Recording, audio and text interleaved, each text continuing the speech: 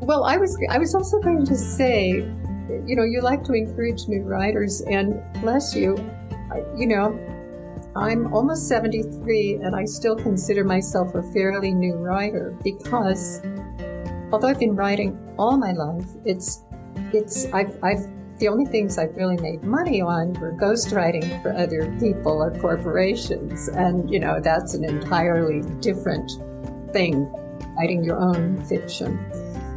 And I now have some leisure, it's not leisure time, but I have some time that I can choose to use differently now. And all these years I've been experimenting. I can't tell you how many novels I have in the drawer, no, not that one. But the ones that I'm most proud of are the ones on my website right now. The tango novel was really me stepping into, now I'm going to write fiction.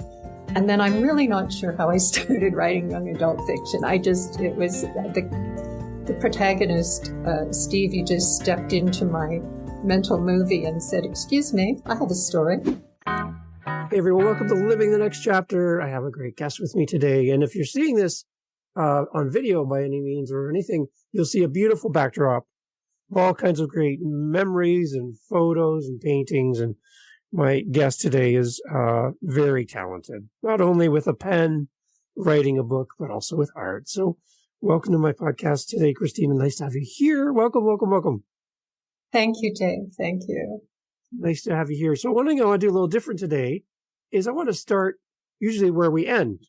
I'd like to start with your website, and I'd love for you to tell people who are listening, if I go to your website, what am I going to see? Where do I start? Let's talk about your site right off the beginning. Is that okay? Okay, perfect. Yes. My website is at KristinaBak.com, and that is Kristina with a K, KRISTINABAK, Bak, my last name, .com. And on that website, you will first be directed to pictures of me. Oh, goody. But you will meet that way. And an opportunity to sign up for my newsletter. And I don't send those out so often that they're oppressive, but once in a while I do. And when you sign up for that newsletter, then you will automatically be offered a free copy of my first young adult novel, Now Ever, because today we're going to be talking about my young adult novel series. Yes. The first copy, the first book, Now Ever, you can get as an e-copy by signing up for the newsletter. Or, of course, you can buy it, which is great if you go to a bookstore or something. And then you will see information about the second book, which is called Mirage, which is the one that is currently new.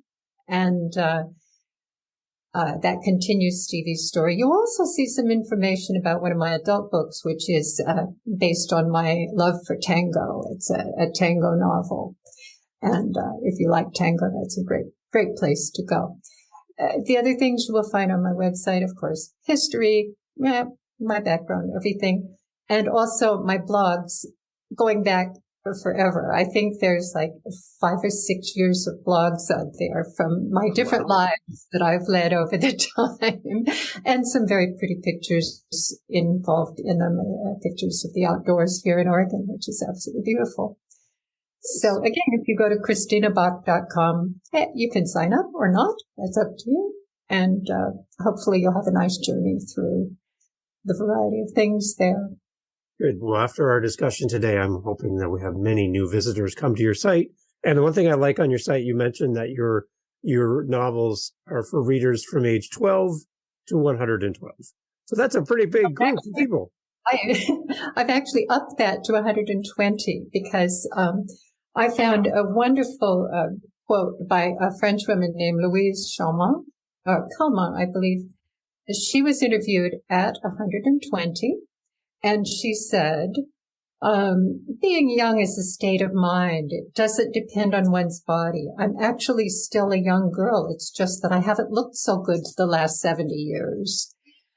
And I love her spirit, and I think it's a wonderful attitude. And what I find very valuable in both writing and reading young adult fiction is that within each of us, there's still that young person, that young, maybe teenager who didn't get the information or the attention or the love or the reassurance that they needed at that age from the things they were reading.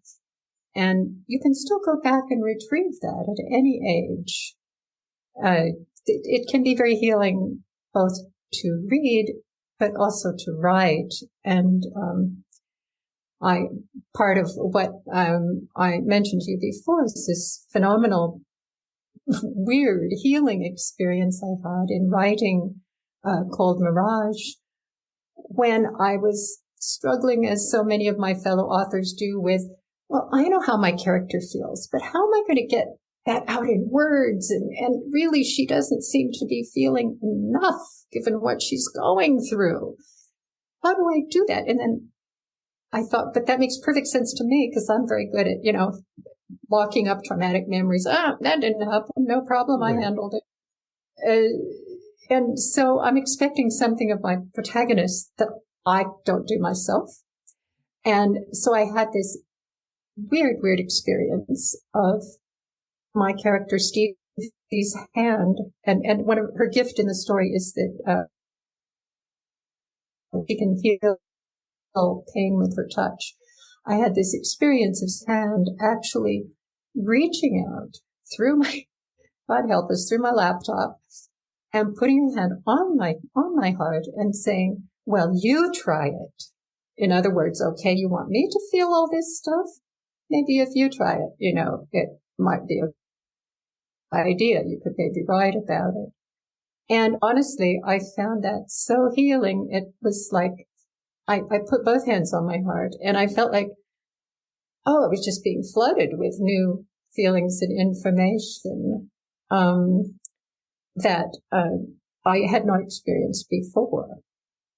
And so it's really stuck with me as a wonderful experience. Well, see, now that's the one thing from an author's point of view. You want your books to reach out and touch somebody. When your book reaches out and touches you as the author, that's amazing. What a moment. It's extraordinary. And I have been involved with healing modalities, energy healing modalities over the years. I was trained in Australia in one very powerful modality, and I did do that work for a while, but never had this kind of experience. It was, I was just still shaking my head like, wow, that happened. So I hope I pass that on to readers in some way. That's amazing. Okay, so that's I've never heard anyone mention that on a podcast before. So that is such a beautiful visual as well to have that happen. That's beautiful. Tell me, so you started writing. How old were you when you started writing? Oh, I think I probably started writing at about 6 or 7. I started reading at 4. We lived way out in the country, very isolated on a farm down the creek from my grandparents' ranch. It was a wonderful place to live, but there were no libraries, and I wasn't in school until I was 6. And we were of very modest means and didn't have books in the house. We had stacks of old National Geographics where I traveled the world through the pictures. But every Sunday we would get the Sunday newspaper. My dad would drive into the little general store place, a few miles from our house, and bring home usually the Yakima Morning Herald.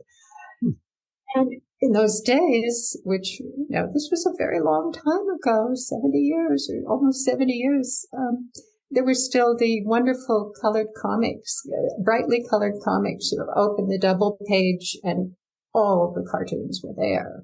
Well, we didn't have a TV, so of course I didn't see them on television. And so as a very, very tiny girl, I would lie on the floor on my stomach with the comics spread out in front of me. And I literally learned to read that way because every picture was illustrated with words, thought bubbles, or Prince Valiant description down at the bottom. Prince Valiant, that was a wonderful source of education for me. So by the time I started first grade, I was already reading, and I always have wanted to be a writer and an artist, although didn't want to admit that publicly for very, very, very many years. So that early lessons of equating pictures and words, do you bring that into your writing style then? Do you equate the photo, the image with the words? My writing is, some people have said it's cinematic in the sense that it is a visual, it has a tendency to be very visual, although it's in words. And when I write, first I see the story happens in my mind as a movie, and then I have to put words to it, and it's often a challenge to do that. And of course, the movie changes as it goes along too. But I do always, I like to illustrate the covers of my own books and put a few drawings inside. And one of my great next ambitions is to do a graphic novel.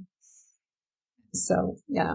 You do your own illustrations. I didn't realize that based on our conversation. That is beautiful. Now I have another whole appreciation for how beautiful these books are. Thank you. Wow.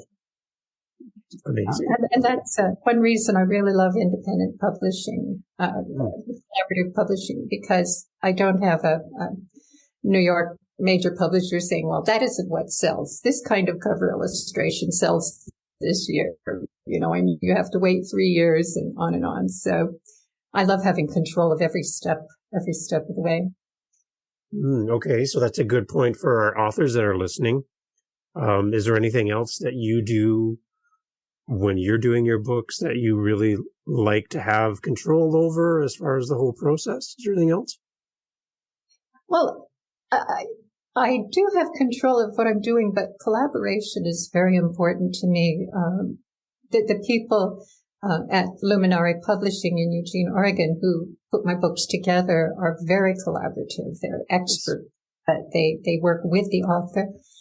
But the other thing is, of course, I have a writers group there are 5 of us, and we've been together for, I think, this particular group 5 or 6 years now, and it's wonderful, very supportive, and we are very critical in a positive way of one another's work as we produce it.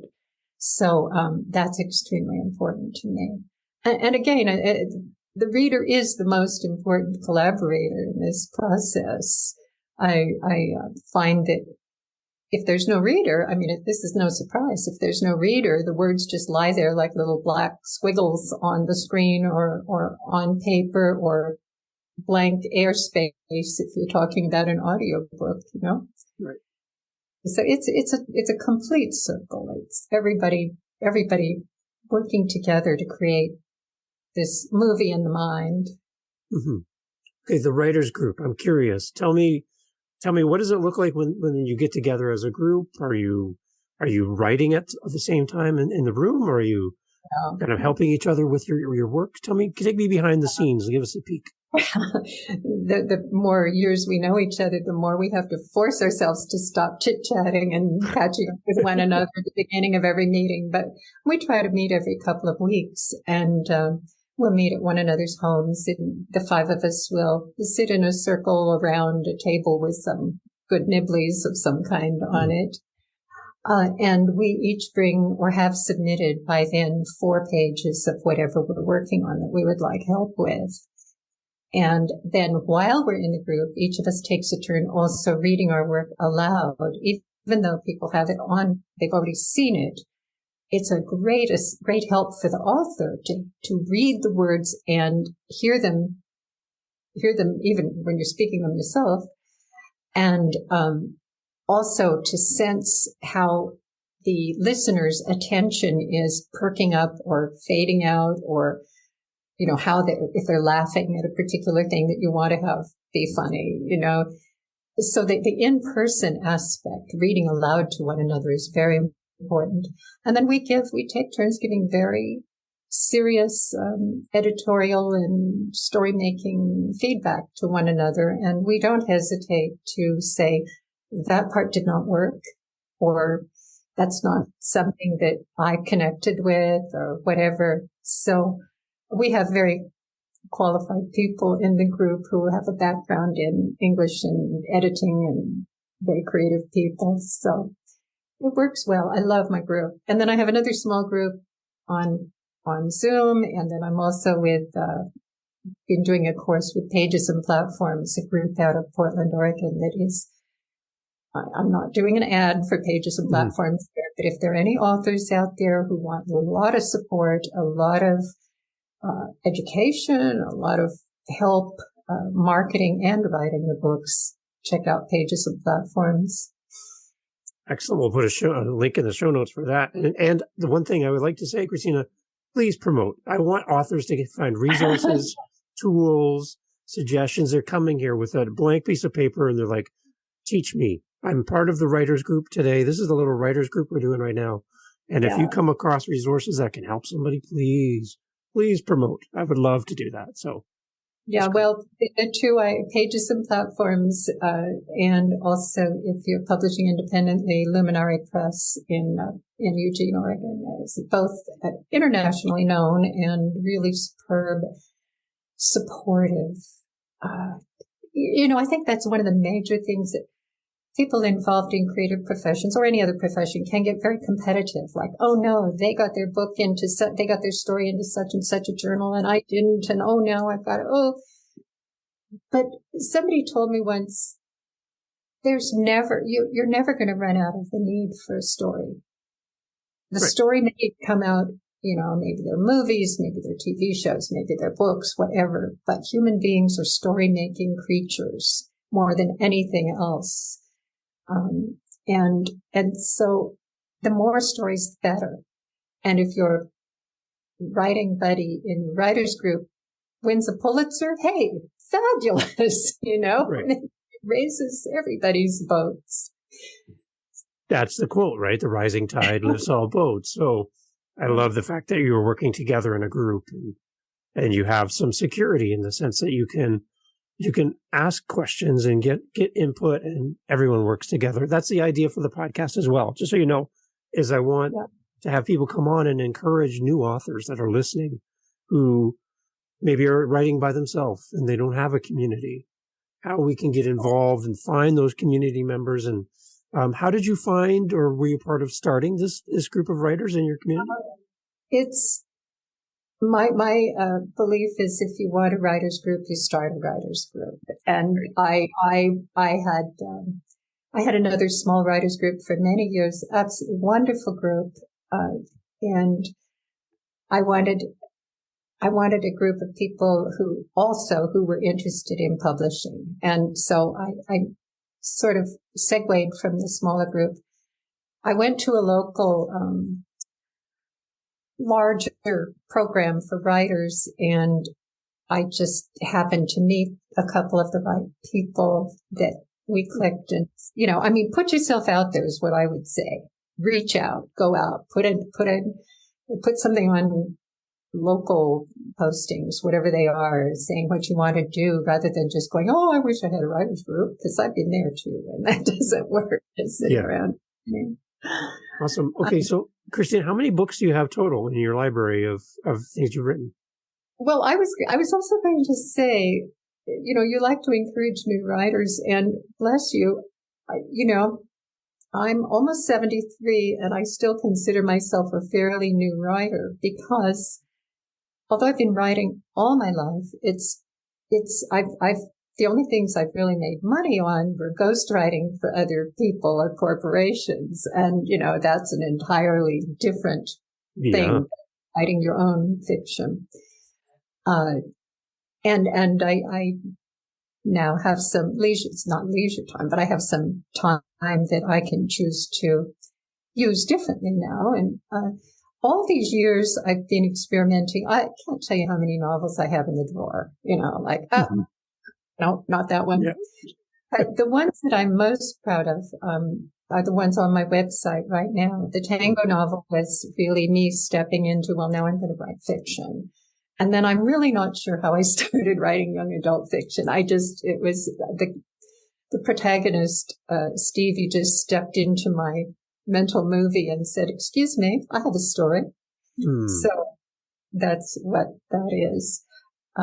So really, as far as recent books that I haven't just stuck in the drawer, I would say there are just these three, with a fourth one in progress right now, the third in the Stevie series. And since we're in the, encouraging phase, entering competitions is really good and encouraging. And I, this year entered the Chanticleer International Book Awards competition, and my young adult book called Mirages has made it up to the finalist level, which I'll find that that's like 5 levels from the beginning. And so I'll find out in late April whether I won, but I do feel like I won already, because the encouragement of being someone saying, "Hey, yeah, this is a good book," that's a wonderful thing. It's really very helpful. It's a great affirmation for you as an author to hear someone else's praise of your book. And tell me about, like, when you post your books out for sale online and people purchase your book and you hear feedback and reviews. What does that mean for you as an author to read someone's review about your books? Well, my absolutely favorite review was from a 94-year-old woman who just thought it was so much fun and she couldn't stop turning the pages. And how did I ever come up with all these characters? I absolutely loved it. I thought, that is the person, one of the people that I'm definitely writing for, is this woman who's still young inside and excited about things. And I am. That first novel, now ever, is being made into an audiobook right now, and the narrator, the person who's reading it, is a 14-year-old aspiring, well, not aspiring, she is an actress, a 14-year-old actress. I met through her being involved in our tango group. So it's another wonderful circular thing. And she's an ideal reader she is someone I'm just thrilled to have reading. And honestly, when we practice for the audiobook and I hear her reading, I go like, she's embodying my character. There she is right in front of me. I have not been a real strong promoter and marketer. You ask my marketing coach in Pages and Platforms, she'd kind of laugh at me because, no kidding. So I haven't been asking people to review or anything like that. So that is part of my discipline that I'm supposed to be working on now. So anybody out there who reads my books, please, put a review on Amazon or send it to me or whatever. I would love to hear it. And as far as I mention Amazon because, of course, my book, like pretty much everybody else's book, is on Amazon, and I accept that. But I am a real fan of independent bookstores. Yes. Monroe's book Monroe's Books in Victoria, BC is a wonderful one. Powell's City of Books in Portland is absolutely, it's been dear to me since I was a teenager, Portland, Oregon. And they have online sales as well. So you don't have to actually go there. They sell new and used books, which is a wonderful thing. Makes many books accessible to people who don't have a lot of money to spend on books. And then we have a wonderful little, we have 2 independent bookstores here in Bend that are excellent. And I have been privileged to do readings at Roundabout Books here in Bend, that is a women-owned group, a women-owned enterprise that has just been built from the ground up in the last 5 years. And I'm so proud and excited of what the owner has done. It's fabulous. So the more you can patronize independent bookstores, the little bookstore on the corner, the big bookstore that's still owned without, not controlled by anybody other than the bookstore owners or traditional owners of the bookstore, the better. The information we take in is online or for example, on, I don't want to name any particular sources, but where we get movies online and things like that. things can just drop away and suddenly they're gone and you'll never see them again. And some wonderful, some versions of things that one really loves can just disappear. And, but if you go to a bookstore and the book is there, you have it. Nobody's going to you won't open it tomorrow and find half of it is missing or it isn't available. Right. Yeah. Yeah. You have your copy. Spoken like somebody who's adored books since practically infancy. Right. I love this.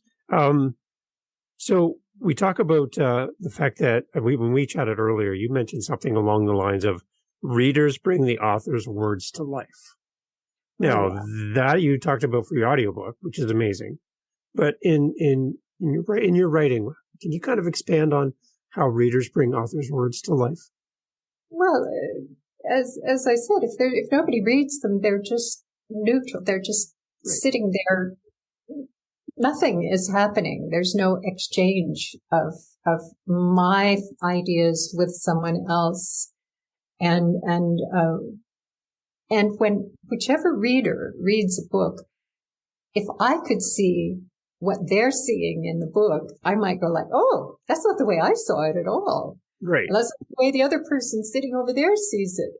But that's part of the creativity of reading, is you're creating this from the words. The author is putting the words there, and then the reader is creating images in their own experience, from their own experience in interpreting those. Mm-hmm. Oh, and I meant to mention also I have a literary translator who's turning my Now Ever novel into a Spanish. She's translating it into Spanish for Spanish-speaking readers, and I hope to do that and the audiobooks with all of them. Beautiful. That's going to open the door for more people. I love that. Yeah. So I'm up here in Canada, and Canada has two official languages, English and French. So that would be the next one, maybe, is to have it in French as well. That would open even more doors, right? So it's amazing what you can do with your story and how it can continue to grow and find new audiences, right? Yeah. And that's what makes it worthwhile to me. If I thought I was just talking to myself, it would be so self-indulgent. It's pleasant. Drink your coffee and write down words. It's really pleasant. It's delightful. Mm-hmm. But if it just ends there, that to me, that it doesn't hold the meaning that it has if it is passed along. It's nice. We can touch on this a little bit. It's just your ghostwriting background. And I know that in ghostwriting, there's certain things we can't talk about. But what gives you joy as a ghostwriter in that process? How does that kind of resonate with you as an author? Well, one of the books I was a ghostwriter for was about the restoration of an old sailing ship in Australia.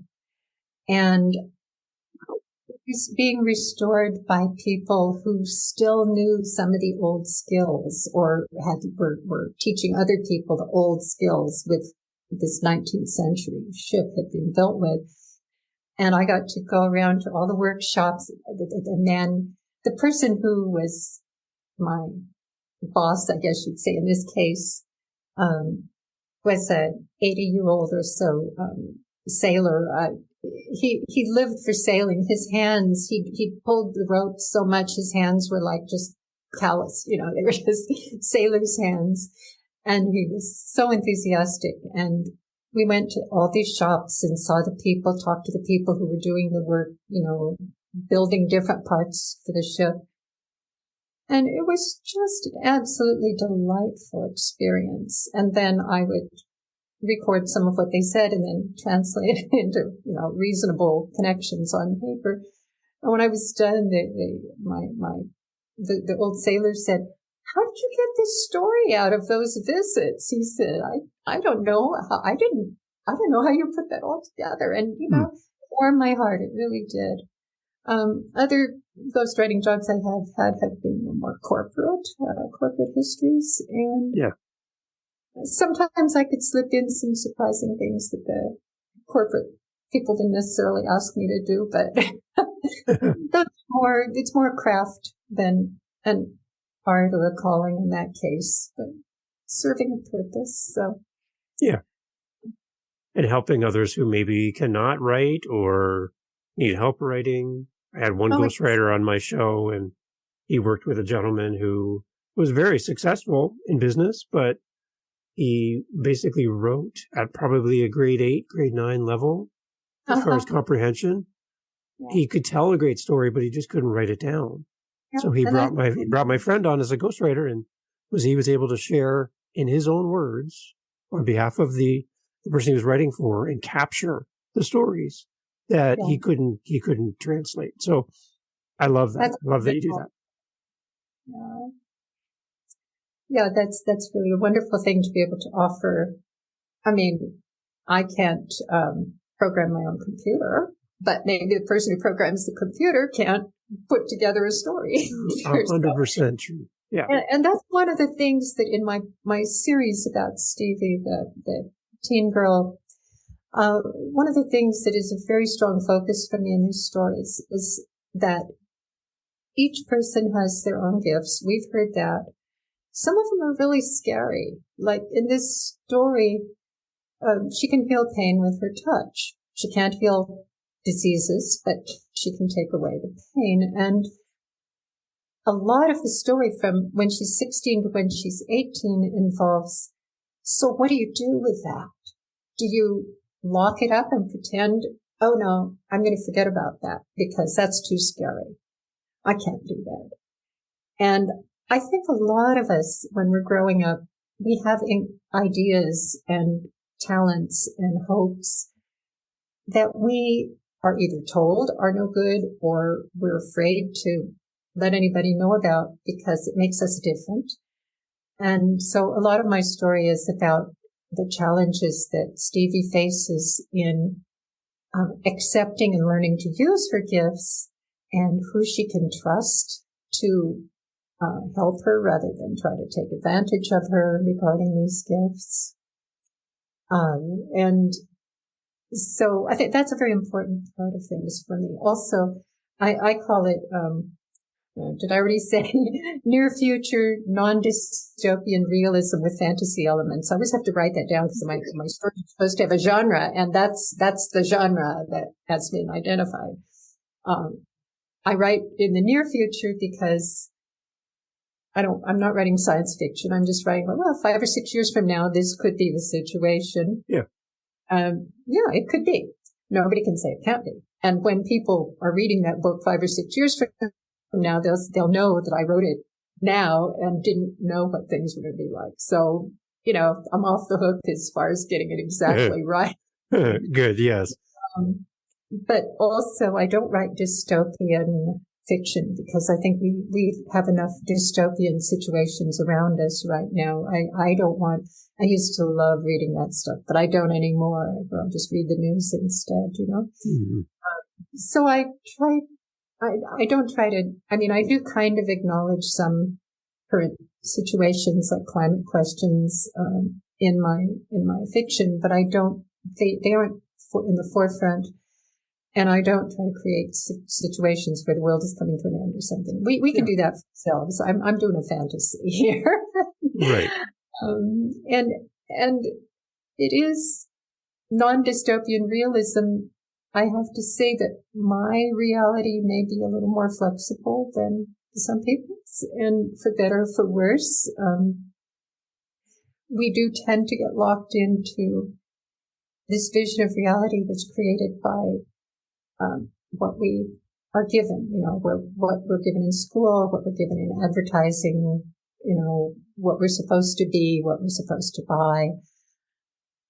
And I think sometimes I know I personally is overwhelmed with all of that sometimes I miss, but it could be this, or it could be that, or what's that over there? The little elements of difference that are so valuable. And so, if human beings always just stuck to a straight line of doing what they were told to do, none of us would ever do anything creative. So. Right.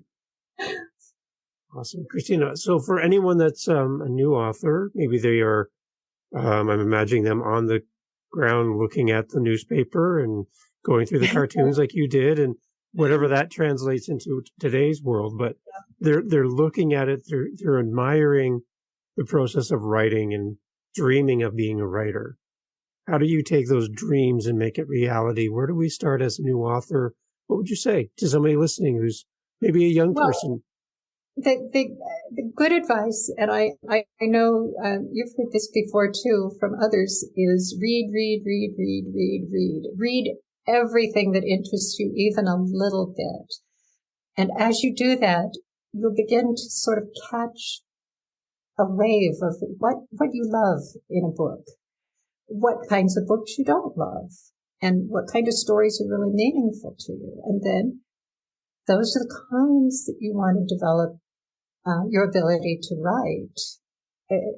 Not that you should copy them, but know what you love, and that's what you want to go for. And then the other thing is write. You know, you read everything, and then you start writing. And best of all, have other people who are capable, like a writer's group, other people who are wanting to do the same things. If there's some author that you really love, locally or anywhere in the world, don't hesitate to contact them. Don't hesitate to ask, what do you think? What's your advice? You know, there are people out there who would be happy to help and happy to give information or ideas. And just do it. Just do it. I have to say, once when this is a cautionary tale, a very short one. When I was an undergraduate in college, up in Bellingham near the Canadian border, I had a humanities instructor, a humanities professor, and he assigned some kind of research paper for us. I don't remember what it was, something about utopias or something, I think. And I researched it and I wrote and I poured my heart out on it and turned it in, and I thought, I hope he likes it. Well, he called me into his office the next day and he said, "You plagiarized this." And I said, "No. Look, I cited all my notes. I quoted all my quotes. I wrote this." He said, "No, don't lie to me. You plagiarized this. You did not write this." The point being, I had done a good job. Wow. And trust me. And honestly, this is what I would warn aspiring authors against. Don't do what I did. I was so shocked, so appalled. I gave up any idea of writing for about 20 years after that. I mean, I wrote a few poems and things in journals, but I thought, well, what's the point, you know? Not everybody is as sort of gullible as I was, you know. Not everybody would fall for that. Others so. And if it happened to me now, I would just say, well, I think I'm dropping your class, you know. Yeah, right. But don't get discouraged, no matter what. That's what I would say to aspiring writers. Amazing. Okay, so Kristina, there's also one other group of people that are here with us, and those are the ones who have purchased your book. They love what you do, and they've been following you on your journey as an author. What would you like to say to them while we're here together? If you've read my book, if you've bought it, or if you've read it for free from the library as an ebook or whatever, I love you. I'm writing for you, each one of you personally. And if it touches you, that means everything to me. Go out and get the sequel. I keep coming back. Yes, exactly. I love it. Kristina, it's so nice to have you on the podcast. You are a kind and gentle soul, and it comes through in how you speak and how you write and who you are, and you're here to help people, and you've raised all of our ships just by being with us today. So really thank you for being part of the podcast. You did an amazing job. I hope more podcasts are in your future to help promote these great books of yours, because more people need to know. And we will have all the links to your website and everything, encouraging everyone to go get the free gift from your website. We'll have all the links in the show notes for that. And I just want to thank you so much for taking time out of your writing day to sit and talk with us and share some words. I really appreciate it. Thank you very much, Dave. It's been a pleasure. Awesome.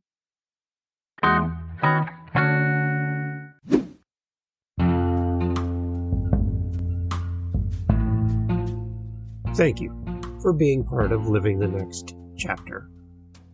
Hey, we're having such a great time talking to authors around the world. If you are an author and you would like to be on this very show, I would love to talk to you.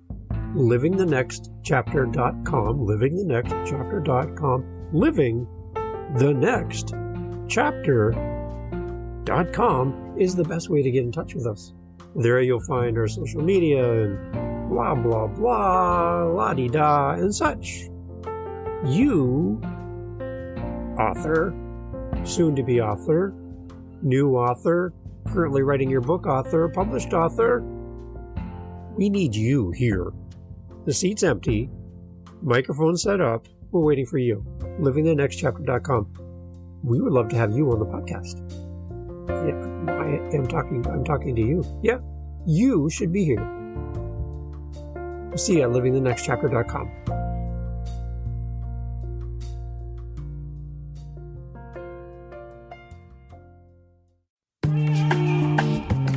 Mindshift Power Podcast, the podcast for teenagers and those who work with them. There's a huge problem in America today. There's a very large disconnect between teenagers and the adults who work with them. I'm looking to bridge that gap with real, raw, honest conversation, not held back by the chains of political correctness. You cannot solve a problem you do not understand. Want to understand teenagers today? Listen to this podcast. This podcast is for teens in the U.S. and Canada. To learn more, go to fatimabay.com/podcast or just look for Mindshift Power Podcast on any listening platform. I look forward to you being a faithful listener.